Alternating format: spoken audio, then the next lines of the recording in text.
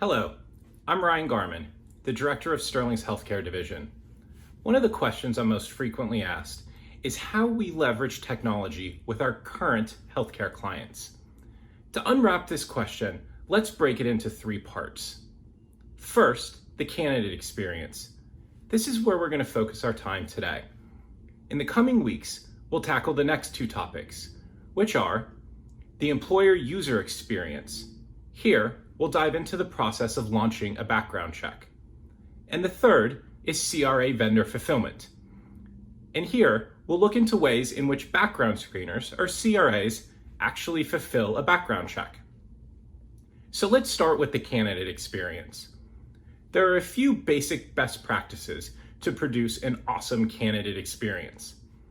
The first is an integration with an applicant tracking system, or ATS. I think we can all agree it's highly frustrating to enter the same information multiple times when dealing with any organization. When trying to make a positive first impression on your soon-to-be new team members, this fact especially holds true. Integrating your ATS with your background screening partner will allow any data collected during the application process to flow over and pre-populate the information for the candidate when completing the background check. The second revolves around mobility. Assuming the plan is to leverage your background screening partner to collect consent and capture the required data points needed to run the background check, you should start with ensuring your background screening partner's candidate experience is mobile first. The third is being package dynamic. Again, assuming you're leveraging your background screening partner to collect additional data, you'll need to ensure their candidate portal will only collect the data required to process the background check for each specific candidate. Next is data informed collection. What I mean by data informed collection is the missing information that currently leads to additional required actions by the candidate after he or she clicks submit in that mobile-first candidate portal I mentioned a few moments ago.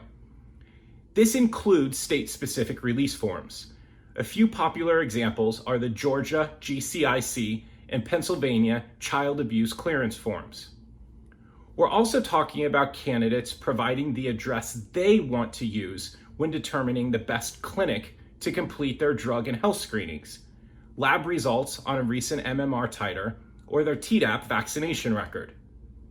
And in challenging times like the one we're currently facing among the COVID-19 crisis, when schools are closed and employers are not answering phones to complete employment verifications, allowing candidates to upload a copy of a diploma or pay stub easily from their mobile phone not only can delight a candidate, but it also may be the only way to get such information quickly.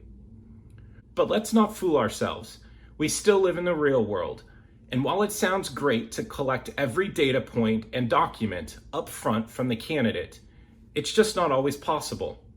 There will be times when we need to collect a copy of a diploma, a W-2, or the lab result of a TB test or proof of MMR immunity after the candidate has submitted their background check. So to ensure the wheels of your awesome candidate experience don't fall off at the last minute, you should try to ensure a candidate can quickly log back into your background screening partner's mobile-first portal and upload any additional requirements. I'd like to leave you with this.